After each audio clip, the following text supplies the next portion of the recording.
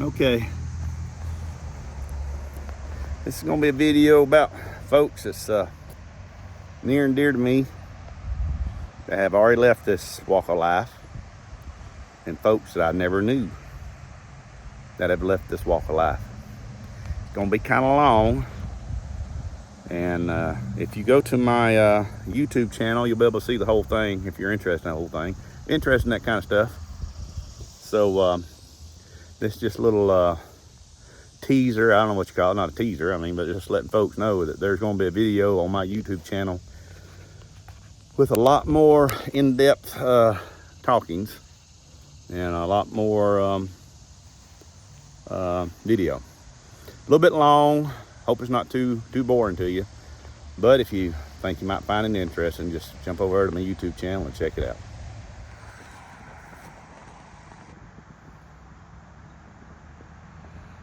Okay, this is my great-grandparents' gravesite, not too far from the house. I come over here the other day and tried to clean it up some. Sprayed the headstone down with some grease lightning. Looks like I might need to hit it with some Clorox to really get it clean up. We had about a half-inch of rain last night, and I was hoping it would really clean it up good. It looks better. As usual, I didn't take a before and after picture. I'm just here after. Yeah, this is where William Pink, and Melinda, I think Grandma Eubanks' middle name, or maiden name was Weaver, if I remember correctly from Dad's information he gave me. Grandpa Eubanks, born July 17th, 1872. They died 30 years apart. Melinda was born January 29th, 1871. This is their son, Odell.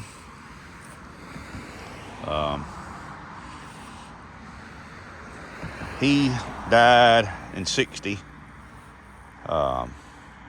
He's buried in the plot here by himself. His wife, I think Ruth, died in Pennsylvania. I tried to spray this with Roundup as well. It's gonna need another touch up on that. And there's Aunt Fleet.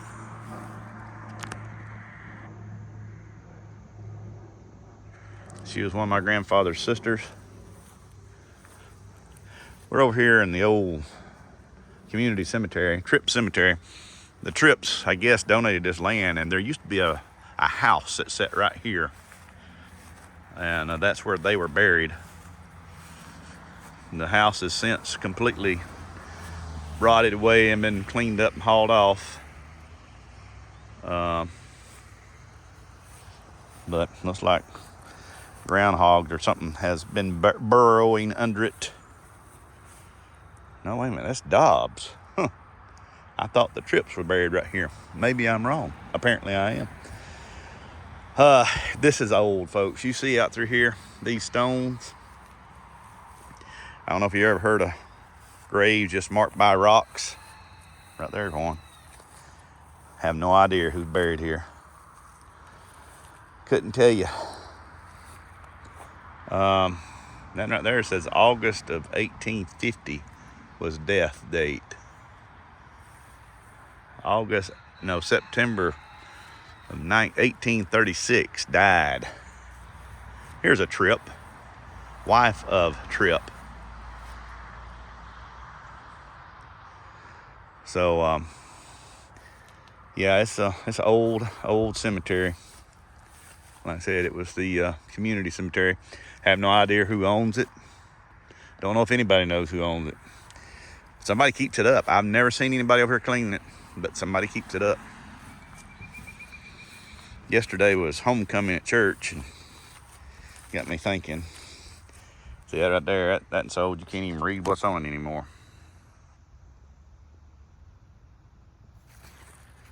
I have an uncle buried right over here. He was stillborn. I tried to clean that one up. It cleaned up a little bit. I'm gonna have to get him with some Clorox, I believe. January 6, 1941. The way my dad explained it to me, he was probably born with the cord around his neck. He stillborn, like I said. The only time I ever saw my grandfather shed any tears while he was still in his right mind was one day I asked him about the son that died. And I said, well, Papa, what did you do? Did y'all have a funeral or what? And he said, I went and built a box. We went and buried him. You know, I consider myself a kind of tough guy. I don't know if I could have done that. Burying your baby. You imagine going out and picking out a piece of wood and sawing it, nailing it together, knowing that you're going to put your child in it. Man, that's what's wrong with this world. We don't have men anymore because that took a man to do that. But yeah, I mean, this tombstone, if that had anything on it, it's completely not readable anymore. Yeah, that's just a stone that,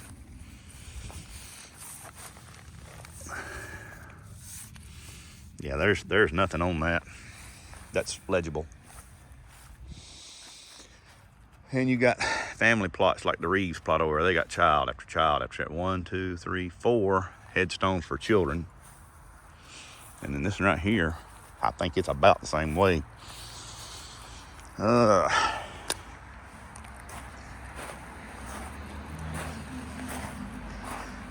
these were all infant son, infant stow, infant stow, infant stow, infant stow. Four children buried here, infants.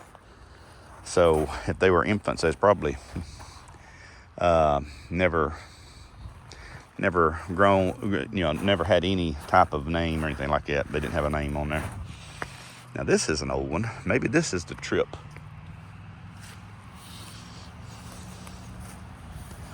I know this is the Tripp Cemetery. See if there's anything over here on the front side that you can make out. Not really.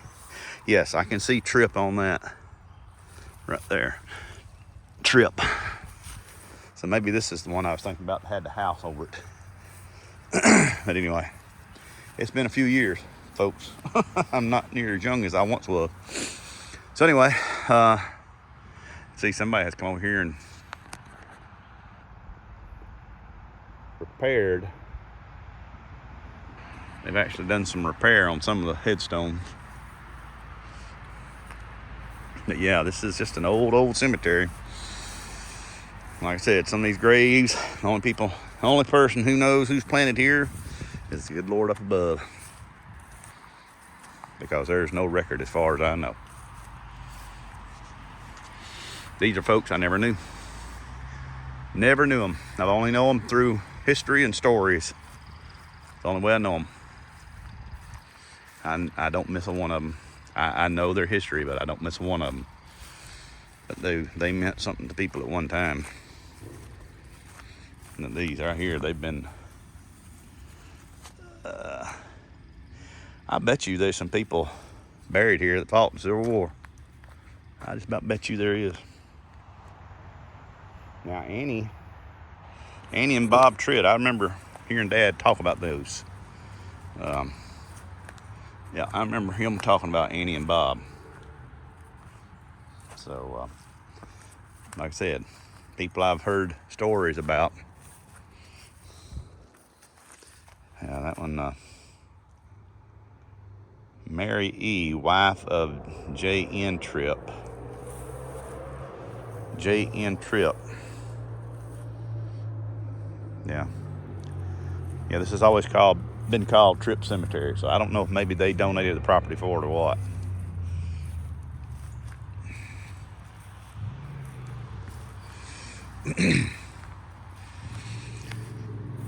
What's it say? Woodman of the world. He must have been a lumberjack or a carpenter or something. I don't know. Don't make a lot of sense. But yeah, this is the old cemetery. Just thought I'd share a little bit with you. It's gonna be kind of a long video, I guess. If you're into this kind of stuff, though, it might be kind of interesting.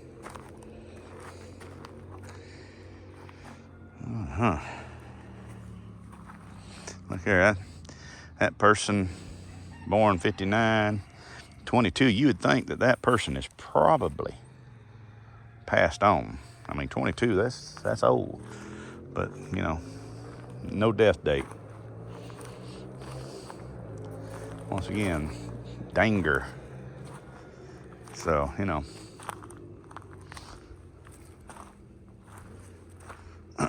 Age 32.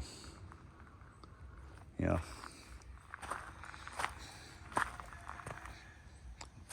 I'm trying to be careful not to step on a snake, too. There's some more Reese's right there. Yeah, this was a nice deal at one time. I don't know if it's a plot. It's got a wall around it, but I see no headstones, so who knows? More rocks marking the head and the foot.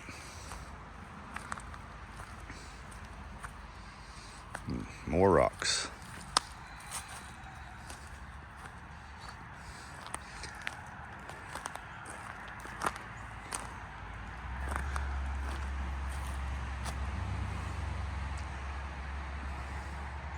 Yep.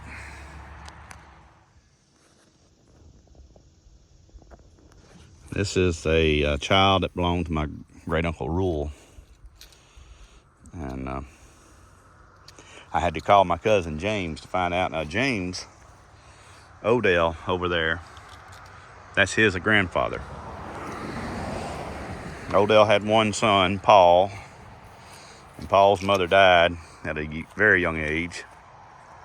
And then Paul had one son, James, and then Paul died at a very young age too. He was 52, I think, when he passed from cancer.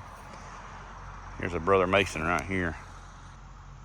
I'd really like to try to get over here and get that thing set back up on that pedestal, but that sucker looks heavy.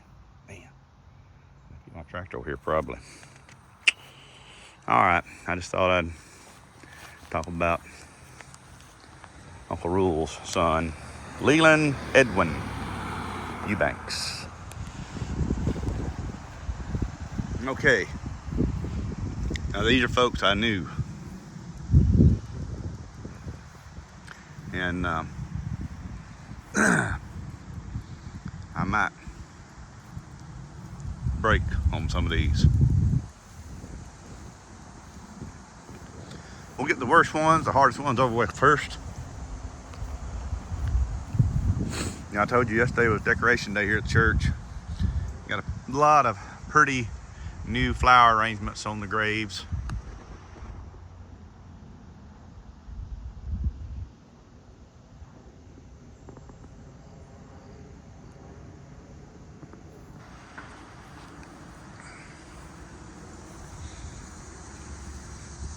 Dad's looks good.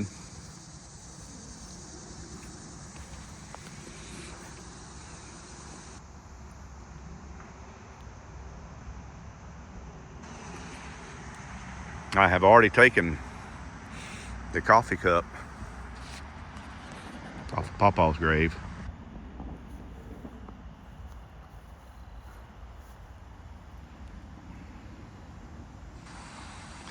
My daddy and my granddaddy would not have wanted money wasted on them to put flowers on their grave.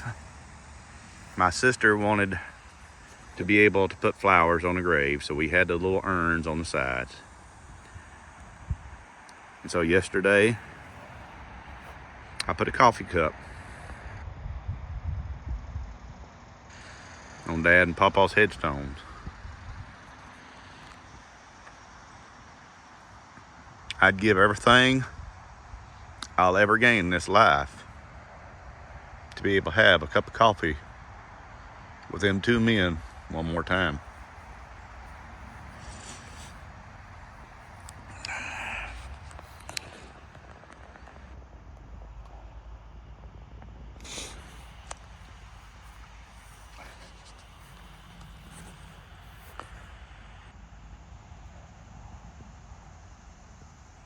My oldest sister, she wanted to be cremated and her remains put here with mom and dad, so that's what we did. My grandparents, daddy still taking care of his mom and dad.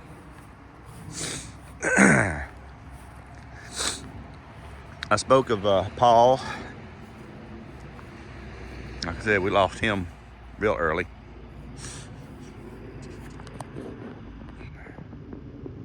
Fine man. He was a preacher. Well, he pastored here. Pastored quite a few places. The Smiths. I remember Miss Lily.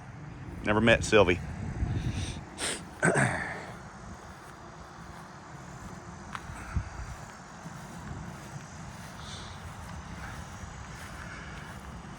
Yeah, here's my grandparents, my mom and dad. Some of you might want to know why I got into the Masons. I'd say that right there is the main reason. Of course, he was Eastern Star. I think that right there is, oh, heck, I done forgot now. Royal Arch, I think. I haven't gone that way. There's my grandmother. There's Uncle James, who we lost to COVID. Here is Granddaddy's sister, Lina. We called her Aunt Liney.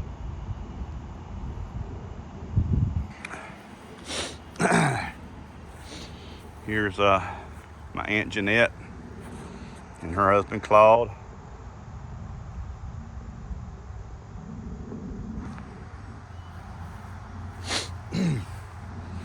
There's some distant relatives, the Woodalls.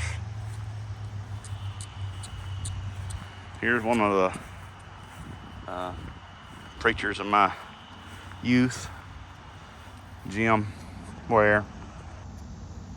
He was a great man as well. Him and Glenda.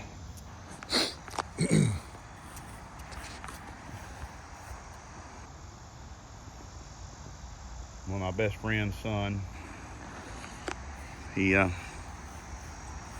in a car accident. Just all through this cemetery, people that I knew. I knew them well from my youth up. I'm trying just to feature relatives. I got great uncles buried here.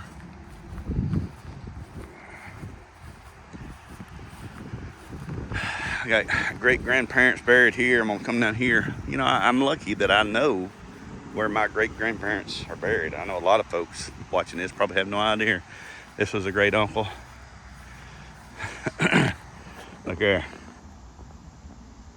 That's kind of hard to read. He was in World War II, Korea, and Vietnam. Here's Granddaddy and Grandma Nelson. Once again, more Masonic history. Granddaddy was Methodist, and now they didn't live but about 300 yards from the church here, back through them woods. And back in the day, you know, the family dog would follow them to church even when they drove. Bo, I think, was his name. Well, one day somebody backed over Bo and broke his leg. Oh, he was just having a fit. And the story goes that Granddaddy Nelson walked up there and looked at him. He said, "Bo, I told you that was going to happen if you kept hanging around these Baptists." Now here's a fine man, Clyde Stansel. Yep, very instrumental in the church building here. I remember him. He died in 1976. I remember the Cowans, Virgil and Ludi. I wonder what Ludi stood for. Ludi S, but that Miss Ludi is what we called her. But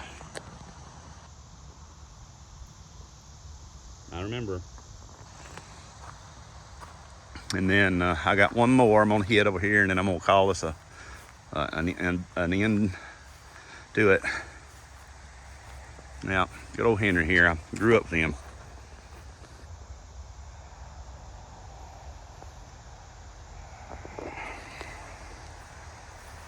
The virus caused issues that caused him to leave this world so quickly. But I really want you to see his tombstone. He was an outdoorsman. He loved fishing, hunting, and if there was a bolt on it and he could put a wrench on it, he could fix it. So there you go. That's it. Enough of this. Many, many, many memories. Many, many, many tears. Just don't seem right. Just don't seem right. So, hope y'all have enjoyed this extended video. Like I said, it's gonna be long. It has been. But a lot of history here if you're interested in stuff like it. You know, when I'm gone, I doubt very seriously anybody know a lot of stuff I know.